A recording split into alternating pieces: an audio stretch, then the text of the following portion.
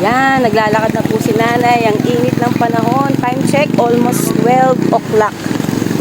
11:25 po ng tanghali. Hindi po biro ang maging single parent. Ano po? Lahat ginagawa, lahat na lang sa kanya. Bili gamot, intindihin sa bahay, lahat po sa kanya.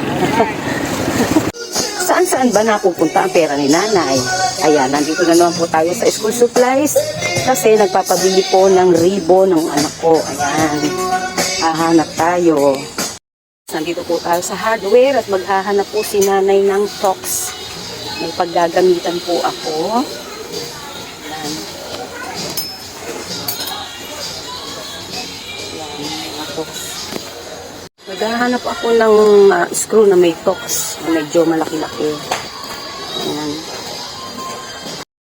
At syempre, dito naman tayo sa pharmacy. Bibili ng gamot. Tubo pa rin si nanay.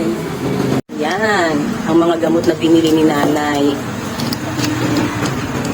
Diyan, napupunta ang mga pakabuhayan ni nanay. Gamot pa ulit. Yan, may gamot na naman. Yan po napupunta kabuhayan natin.